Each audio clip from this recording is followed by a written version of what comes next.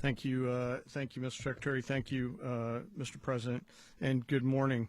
Last night, on the order of the President of the United States and in support of a request from the Department of Justice, as the President said, the United States military conducted an apprehension mission in Caracas, Venezuela, to bring to justice two indicted persons, Nicolas and Cecilia Maduro. This operation, known as Operation Absolute Resolve, was discreet, precise, and conducted during the darkest hours of January 2nd and was the culmination of months of planning and rehearsal, an operation that, frankly, only the United States military could undertake.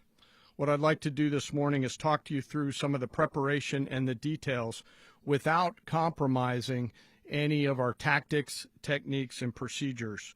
There is always a chance that we'll be tasked to do this type of mission again. Our interagency work began months ago and built on decades of experience of integrating complex air, ground, space, and maritime operations. While the past 2 decades have honed the skills of our special operations forces, this particular mission required every component of our joint force, with soldiers, sailors, airmen, Marines, and Guardians working in unison with our intelligence agency partners and law enforcement teammates in an unprecedented operation. We leveraged our unmatched intelligence capabilities and our years of experience in hunting terrorists, and we could not have done this mission without the incredible work by various intelligence agencies, including the CIA, NSA, and NGA. We watched, we waited, we prepared, we remained patient and professional. This mission was meticulously planned, drawing lessons from decades of missions over the last many years, many missions over these last many years. This was an audacious operation that only the United States could do. It required the utmost of precision and integration within our joint force. And the word integration does not explain the sheer complexity of such a mission. An extraction so precise it involved more than 150 aircraft launching across the Western Hemisphere in close coordination, all coming together in time and place to layer effects for a single purpose: to get an interdiction force into downtown Caracas while maintaining the element of tactical surprise. Failure of one component of this well-oiled machine would have endangered the entire mission, and failure is never an option for America's joint force. Those in the air over Caracas last night were willing to give their lives for those on the ground and in the helicopters. Let me talk a little bit about the preparation. After months of work by our intelligence teammates to find Maduro and understand how he moved, where he lived, where he traveled, what he ate, what he wore, what were his pets, in early December, our force was set pending a series of aligned events. Key was choosing the right day to minimize the potential for civilian harm and maximize the element of surprise, and minimize the harm to the indicted personnel so, as the President said, they could be brought to justice. And as the President said earlier today, weather in Venezuela is always a factor this time of the year. And over the weeks through Christmas and New Year's, the men and women of the United States military sat ready, patiently waiting for the right triggers to be met and the President to order us into action. Last night, the weather broke just enough, clearing a path that only the most skilled aviators in the world could maneuver through. Ocean, mountain, low cloud ceilings, but when tasked with a mission, this organization does not quit. At 10:46 p.m. Eastern Time last night, the President ordered the United States military to move forward with this mission. He said to us, and we appreciated it, Mr. President, good luck and Godspeed, and those words were transmitted to the entire joint force. Over the course of the night, aircraft began launching from 20 different bases on land and sea across the Western Hemisphere.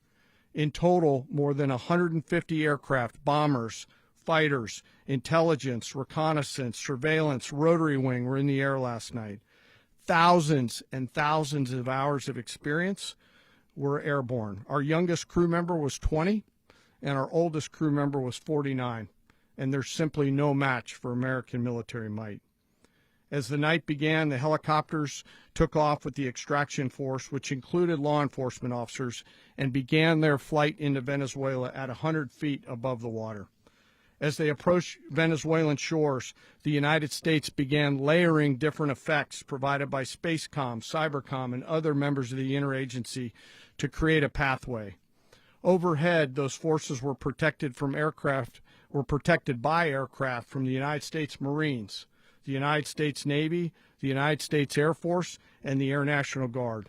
The force included F-22s, F-35s, F-18s, EA-18s, E-2s, B-1 bombers, and other support aircraft, as well as numerous remotely piloted drones.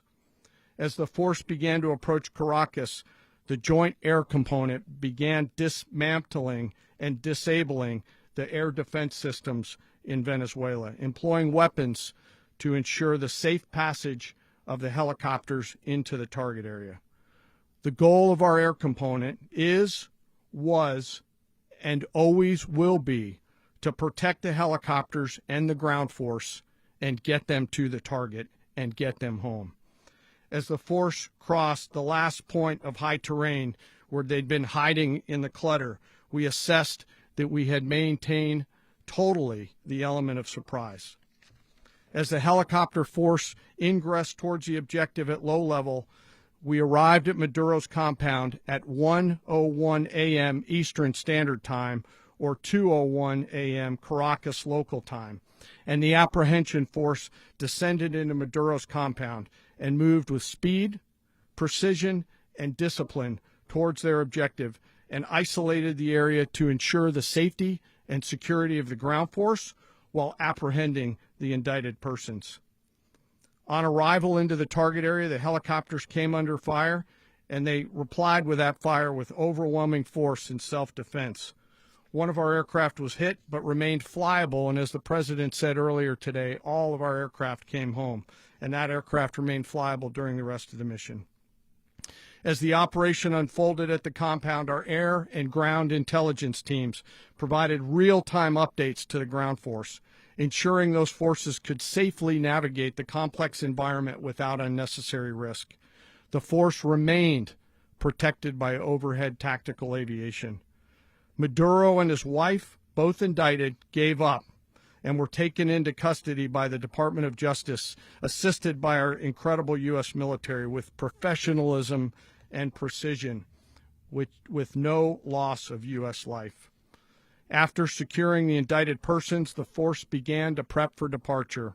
Helicopters were called in to exfiltrate the extraction force, while fighter aircraft and remotely piloted aircraft provided overhead coverage and suppressive fire. There were multiple self-defense engagements as the force began to withdraw out of Venezuela. The force successfully exfiltrated and returned to their afloat launch bases, and the force was over the water at 3:29 a.m. Eastern Standard Time with indicted persons on board, and both Maduro and his wife were embarked aboard the USS Iwo Jima. In closing, what we've witnessed today is a powerful demonstration of America's joint force. We think, we develop, we train, we rehearse, we debrief, we rehearse again and again, not to get it right, but to ensure that we cannot get it wrong. Our jobs are to integrate combat power so when the order comes, we can deliver overwhelming force at the time and the place of our choosing against any foe anywhere in the world. I am immensely proud today of our joint force and filled with gratitude to represent them here today.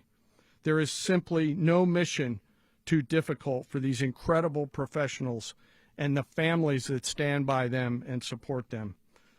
As we stand here this morning, our forces remain in the region at a high state of readiness, prepared to project power, defend themselves, and our interests in the region. This operation is a testament to the dedication and unwavering commitment to justice and our resolve to hold accountable those who threaten peace and stability. In closing, I want to express my heartfelt gratitude to the brave men and women who executed this mission. Their courage and tireless commitment to our nation are what makes us strong. Thank you, Mr. Secretary, and thank you, Mr. President. If you like this video, then like, share, and subscribe to Mirror Now.